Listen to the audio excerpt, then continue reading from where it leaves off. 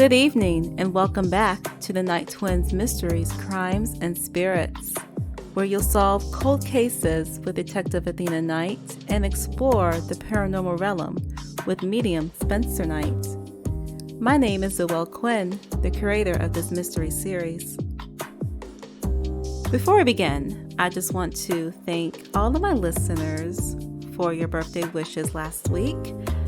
I had a very eventful birthday week, which explains why there was not a new episode last week, but no worries, because this week's episode will make up for last week. While I had a wonderful birthday, I have to say I am so excited to be back recording this podcast because I truly do miss my twin detectives and my listeners out there who enjoys the thrill of mystery. So, let's get back to tonight's story. For tonight's episode, you will join medium Spencer Knight as she explores the historic Winecoff Hotel, where the deadliest hotel fire in American history happened back in 1946, here in Atlanta, Georgia. The building still remains haunted by spirits who lost their lives. Therefore, sit back, maybe relax, and enjoy, for this episode is called Hotel Inferno.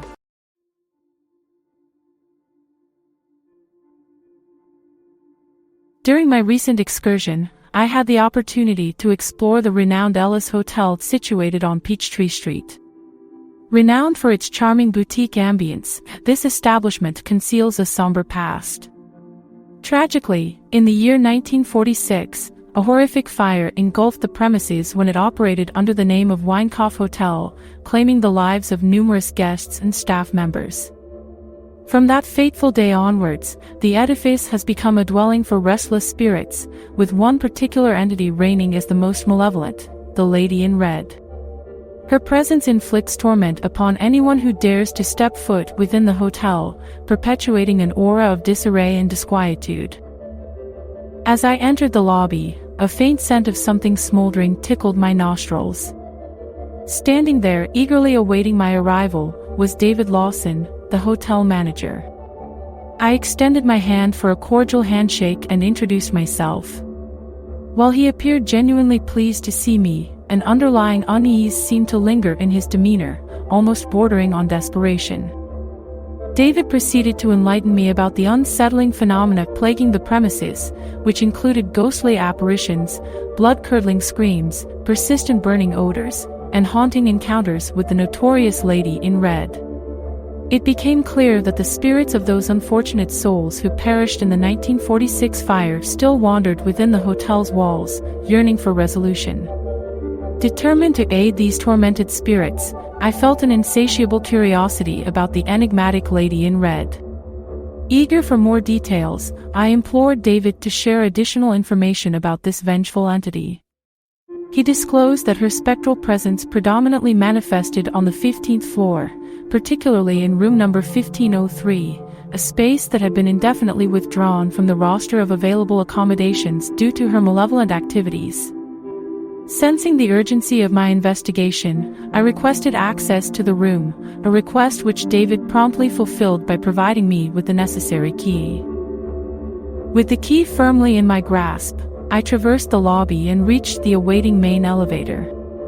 My finger pressed against the illuminated up button, summoning the metal doors to part before me.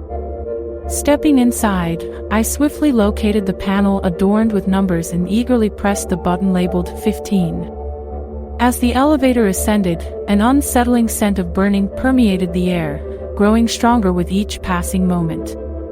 The once distant cries of agony and distress gradually intensified, their piercing echoes reverberating outside the confines of the elevator. Abruptly, the elevator jolted to a halt on the 13th floor, and the doors creaked open to reveal an empty corridor. A peculiar sense of unease crept over me as I peered into the void. Just as the doors threatened to close once more, an uncanny presence made itself known, causing me to instinctively turn my gaze to the right. Standing beside me was a well-dressed Caucasian man, his impeccable suit harkening back to the fashion of the 1940s. His countenance bore a perplexed expression, as if he too were caught in the enigmatic web of this otherworldly encounter. The apparition's age was difficult to discern precisely, but it appeared that he belonged to the age bracket of late 30s to early 40s. His well-groomed hair, slicked back with meticulous care, hinted at a deliberate attention to detail.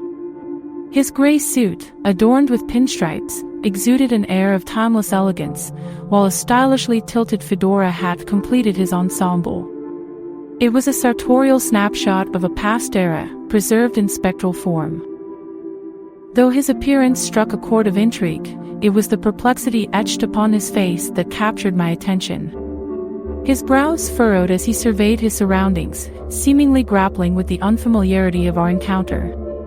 As a medium and a black woman, I had become accustomed to the curiosity of spirits who found my presence in historical spaces unusual. However, in my paranormal investigations, I had yet to experience any manifestations of racism. It was a comforting realization, as it reinforced my belief that in the realm beyond mortal life, truths unfold where race, wealth, and social standing hold no significance. I watched the man as he fixed his eyes on me. The more I looked at him, the more my senses grew until took hold.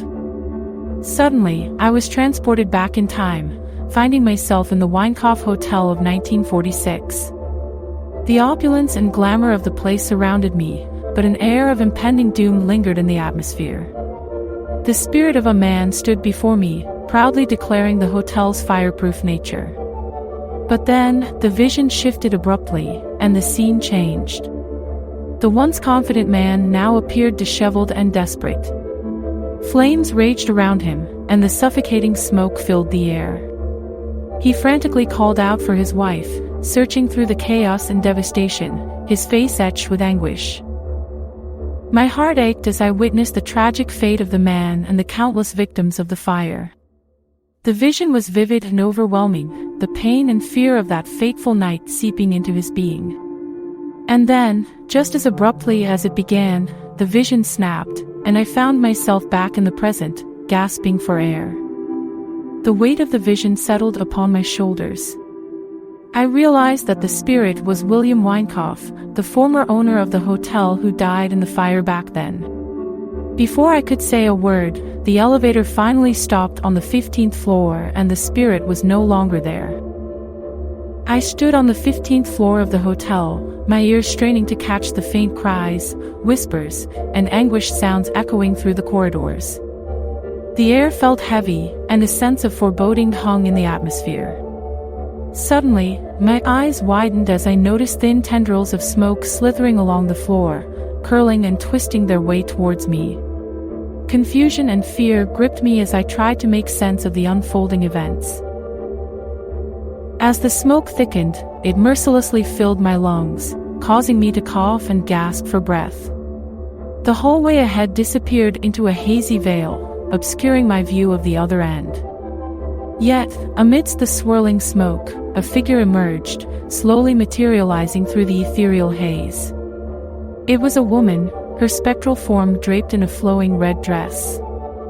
Her presence sent shivers down my spine, a silent scream echoing in my mind. With panic gripping in my heart, I desperately darted around, searching for an escape from the haunting vision. In a moment of clarity, I spotted room 1503, just a few steps away. My hand fumbled for the key, trembling with urgency. With a surge of adrenaline, I managed to insert the key into the lock, turning it swiftly. The door swung open, granting me refuge from the encroaching ghostly specter. I dashed inside, slamming the door shut behind me, and leaned against it, my heart pounding in my chest. The room offered temporary sanctuary, shielding me from the mysterious forces lurking in the hallway. I took a moment to catch my breath, the sound of my racing heartbeat filling the silence, while the enigmatic presence of the red-dressed apparition haunted my thoughts. As I cautiously explored the hotel room, an eerie atmosphere hung in the air, saturating the space with a haunting sense of heartbreak that lingered from the past. Every creaking floorboard and flickering light seemed to whisper tales of sorrow and despair.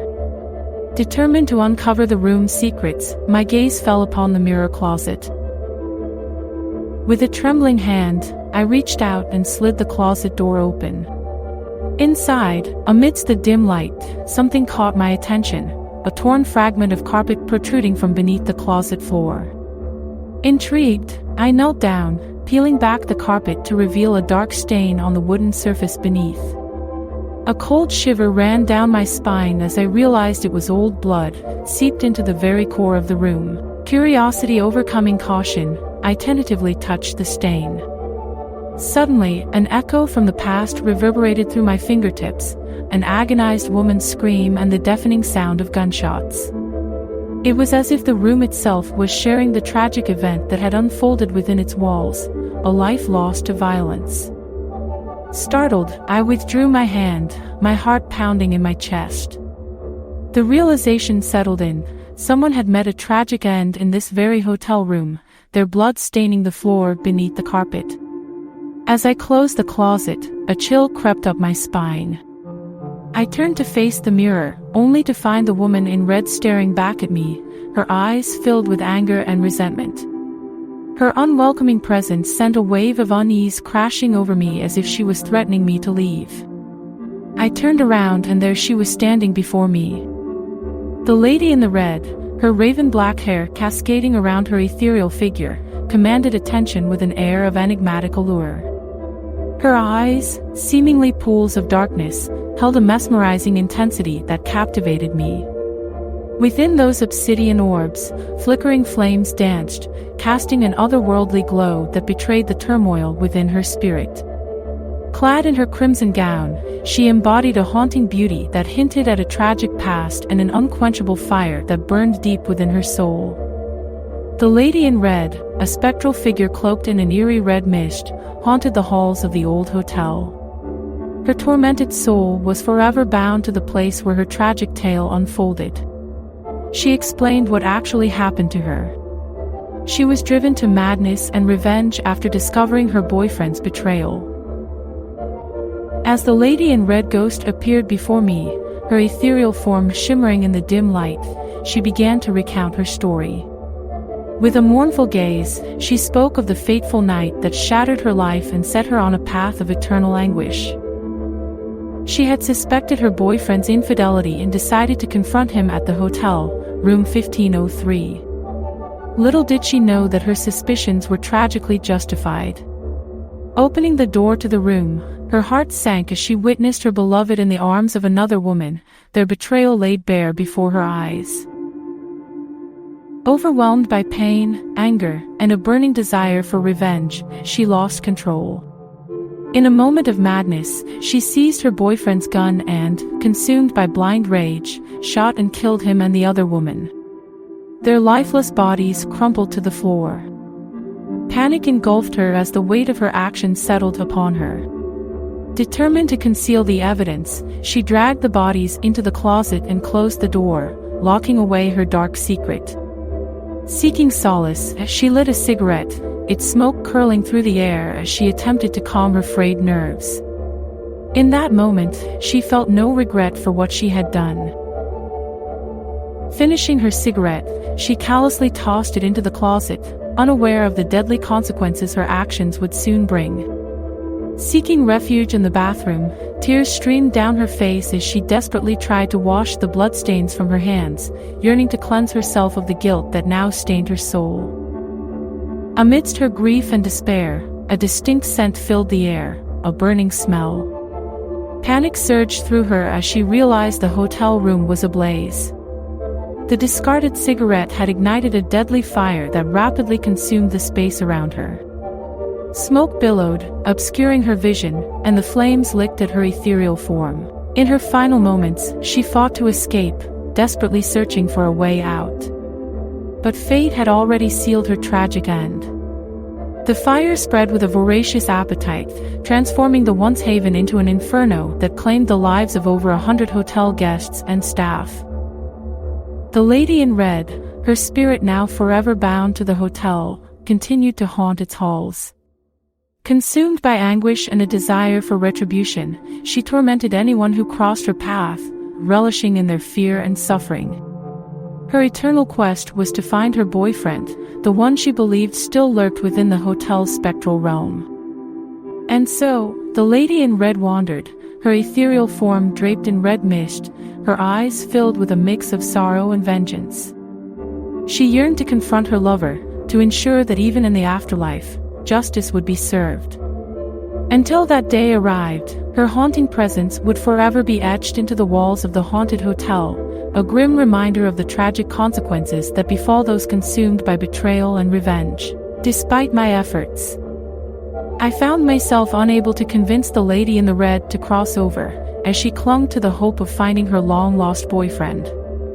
It was clear that beneath her anger and torment, a deep, lingering love for him still burned within her spectral form. Regret coursed through her essence, knowing that her actions had not only taken his life but had also inadvertently claimed the lives of many innocent souls that fateful night. While I could not provide the closure I sought, I dedicated myself to assisting the other trapped spirits in finding their peace. With compassion and determination, I guided them towards the light, one by one, allowing them to transition from their earthly bindings to a realm of eternal rest. Slowly, the number of lingering spirits haunting the hotel diminished, their presence fading as they embraced their newfound freedom. Yet, both the lady in the red ghost and the hotel owner, William Winecoff, chose to remain tethered to the hotel, each for their own reasons. The lady in red, driven by her love and desire for reconciliation, persisted in her search for her lost love, while William Winecoff, bound by a sense of duty and attachment to the hotel he had once owned, found solace in its enduring halls. Thus, the hotel stood as a unique place, where the presence of spirits grew scarce over time. Yet, the lady in red and William Winecoff remained, their stories forever intertwined with the hotel's history, leaving an indelible mark on its haunted legacy. Though I was unable to grant the lady in red the closure she longed for, I had made a profound impact, allowing other trapped spirits to find peace and bringing a measure of solace to the restless souls that once roamed the hotel's corridors.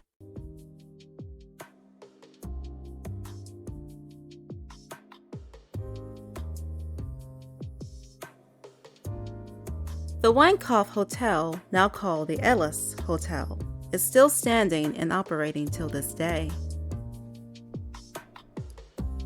While the hotel never confirmed any hauntings happening, according to the website thesouthernspiritguide.org, hotel staff members have reported paranormal activity such as footsteps, screaming, odors of smoke, and smoke alarms going off at 2:48 a.m., the exact time when the fire started. For further research and to satisfy my inner curiosity, I have read many reviews about the hotel, and after reading most of them, let's just say the main concern was more about the lack of cleanliness than ghosts. However, if you would like to confirm the hauntings yourself, the hotel is available to book. But just bring some Lysol and Clorox just in case. As always, listeners, thank you for listening to this week's episode of The Night Twins Mysteries, Crimes, and Spirits.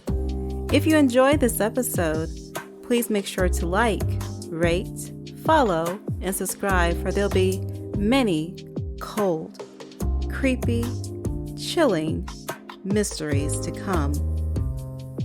New episodes are added every Wednesday night.